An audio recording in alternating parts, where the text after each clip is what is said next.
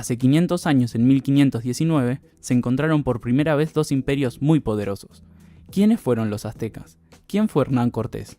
¿Cómo lograron un puñado de españoles derrotar a semejante imperio? Yo soy Seba de Historia en 10 y en este video vamos a hablar de la conquista de México.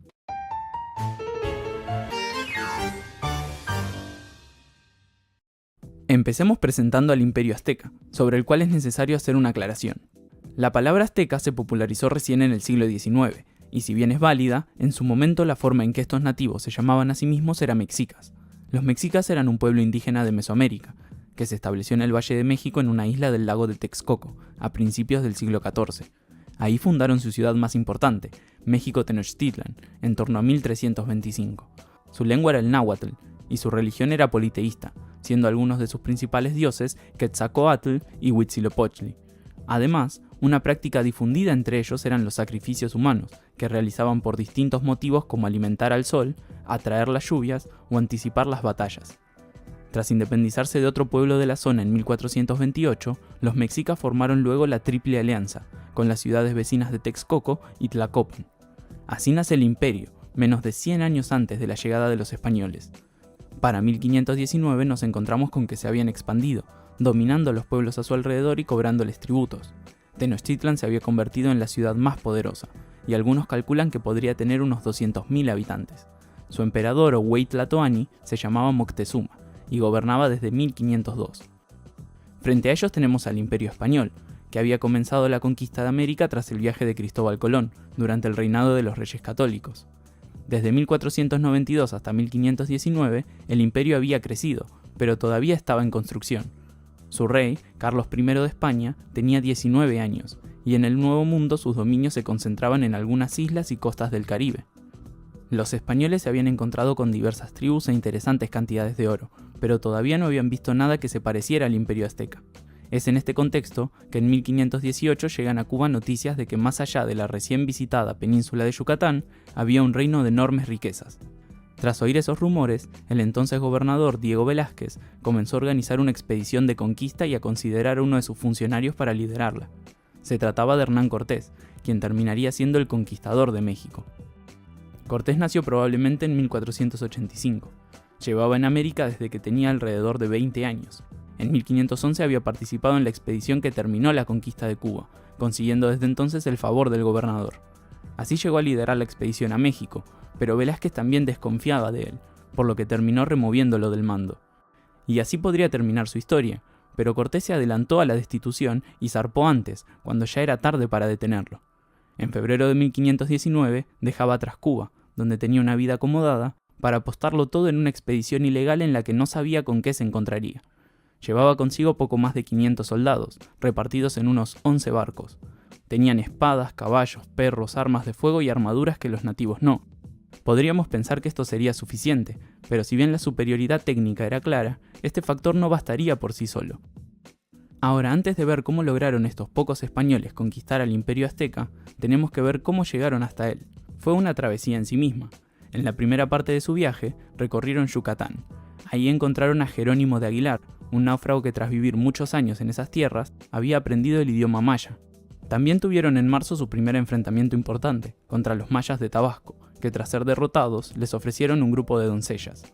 Entre ellas se encontraba una de las mujeres más polémicas de la historia de México. Se trata de la Malinche o Doña Marina, una joven que hablaba tanto náhuatl como maya. Ella y Aguilar serían los principales intérpretes de Cortés, piezas clave en la conquista. Tras esto se encontraron con la primera embajada mexica, enviada por el emperador Moctezuma para contactar a los desconocidos. A lo largo de su viaje recibirían varias embajadas parecidas. Tiempo después, entre abril y julio, Cortés decidió fundar una ciudad, la Villa Rica de la Veracruz. Primero conseguía así una base costera, con todos los beneficios que eso significaba, pero en segundo lugar, su intención era solucionar la ilegalidad de la expedición. Frente a las nuevas autoridades locales, Cortés terminó su relación con Velázquez y fue nombrado nuevamente capitán, eliminando cualquier vínculo legal con el gobernador de Cuba. Además, para complementar la jugada, envió al rey Carlos una carta contándole todo lo encontrado, y lujosos regalos que lo probaban. Su objetivo era que el rey dejara la conquista en sus manos, porque si no, estaría arriesgando su vida en vano. Los velasquistas que quedaban entre sus fuerzas intentaron sublevarse, pero fueron detenidos. Tras esto, Cortés habría deshabilitado sus propias naves para que nadie pudiera volver. De todos modos, es improbable que las quemara, porque todavía podía aprovechar sus materiales. La siguiente parada importante en septiembre fue dentro de las tierras de los tlaxcaltecas, uno de los principales enemigos de los mexicas. Primero plantaron batalla a los españoles, pero luego se sumaron a sus filas, convirtiéndose en sus más poderosos aliados. A través de sus intérpretes, Cortés podía aprovechar la situación política de Mesoamérica para aliarse con los pueblos que no querían el dominio azteca. Esta sería otra de las claves de su victoria, pero no ocurrió lo mismo en todas partes. Al llegar a Cholula, una de las ciudades más importantes de la época, los españoles atacaron, asustados por los rumores de una emboscada. Alrededor de 4.000 indígenas murieron en la matanza de Cholula, uno de los momentos más terribles de la expedición. Finalmente llegaron a Tenochtitlan en noviembre de 1519, y se maravillaron con su espectacularidad. Además, por fin se encontraron nuestros dos protagonistas, Cortés y Moctezuma, quien los recibió como invitados de honor. Cortés era muy consciente del poder de sus enemigos, pero también sabía que tomar a Moctezuma implicaba tomar el control del imperio. La verdadera pregunta es por qué el emperador mexica decidió dejar que estos invasores se acerquen tanto. Existen muchas interpretaciones. La más tradicional señala que los mexicas confundían a los españoles con seres divinos, y a su líder Cortés con el mítico Quetzalcóatl, que se había ido hacia el este con la promesa de regresar a recuperar lo que le pertenecía. Ese sería el origen de la sumisión del emperador. Pero también existen otras posturas, que señalan que Moctezuma, más allá de los malos augurios y de las dudas mitológicas, intentó en varias ocasiones alejar o emboscar a los españoles, y que si al final los dejó acercarse, fue por prudencia. Tras verlos luchar y hacer aliados, podía pensar que enfrentarlos sería peligroso, y que dentro de la ciudad podría controlarlos mejor. De todos modos, Cortés no tardó mucho en apresarlo, y más tarde obligarlo a declararse vasallo del rey de España. Durante meses, convivieron de este modo en la ciudad, mientras Moctezuma se desprestigiaba cada vez más. Sea cual fuere la impresión inicial que tuvieron los mexicas de los españoles, pronto empezaron a perderles ese respeto sagrado, y los descontentos crecieron. Pero la cuestión se complicó de verdad en abril de 1520, cuando Cortés se enteró que el gobernador de Cuba había enviado un ejército al mando de Pánfilo de Narváez para castigarlo. Cortés tuvo que tomar una decisión. Dejó parte de su ejército con los mexicas a cargo de Alvarado, uno de sus hombres de confianza, y volvió a Veracruz. Los aztecas estaban expectantes. El ejército enemigo era muy numeroso, pero mediante sobornos y un ataque sorpresa, Cortés apresó a Narváez y consiguió que muchos de sus hombres se pasaran de bando. De todos modos, no podría celebrar el triunfo por mucho tiempo. Mientras no estaba, Tenochtitlan se sublevó. Los preparativos de una festividad religiosa con ciertos tintes militares hicieron que Alvarado temiera un levantamiento, y mientras los mexicas celebraban, irrumpió en el templo mayor y protagonizó una matanza terrible. Fue la gota que derramó el vaso. Los españoles terminaron acorralados, junto con Moctezuma, dentro del palacio donde se alojaban. Enseguida mandaron a llamar a Cortés, que volvió con su ejército reforzado, pero la situación no daba para más. Incluso hicieron salir a Moctezuma para que calmara a su gente, pero este terminó muerto. Las versiones sobre cómo pasó varían. La más aceptada es que la figura antes sagrada del emperador estaba tan debilitada que sus propios súbditos empezaron a lanzarle piedras, hiriéndolo y causando su muerte a los pocos días. Otras crónicas, en cambio, culpan a los propios españoles de acabar con él. Ahora, con el emperador muerto y el palacio sitiado, la única opción era escapar. Lo intentaron, pero el 30 de junio de 1520 pasó a la historia como la Noche Triste, porque los mexicas atacaron mientras huían del lago y acabaron con buena parte de las fuerzas españolas. Cortés apenas logró salir con vida, y todo el tesoro se perdió. Los mexicas demostraron ser un formidable enemigo.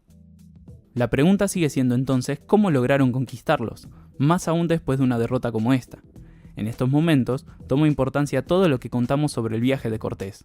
Los tlaxcaltecas, que lo acompañaban desde entonces, mantuvieron su lealtad y permitieron a los españoles resguardarse en sus tierras. Desde ahí reconstruirían su ejército, y Veracruz, la ciudad que habían fundado, sería clave para comunicarse con el resto del imperio. Cortés no estaba dispuesto a abandonar la conquista, y preparó una ofensiva mucho mayor. Mandó a buscar hombres, caballos y armas a las islas del Caribe, al mismo tiempo que continuaba buscando nuevos aliados nativos, que ya eran varias veces más que ellos. Incluso ordenó construir una docena de pequeños bergantines para poder combatir en las aguas del lago. Mientras tanto, para su fortuna, Tenochtitlan sufrió una epidemia, en la que murió el sucesor de Moctezuma junto con muchos de sus habitantes. Así fue como llegó al poder Cuauhtémoc, el último tlatoani. A las diferencias técnicas y de la forma de hacer la guerra, se agregaron entonces las enfermedades y el apoyo de miles de indígenas. Y aún así, sumando todos estos factores, la conquista no fue fácil. Una vez tomadas las ciudades de los alrededores, el asedio a Tenochtitlan comenzó en abril de 1521. Recién terminó el 13 de agosto, cuando los españoles consiguieron tomar la ciudad tras meses de asedio. Después de esto, Tenochtitlan fue completamente destruida.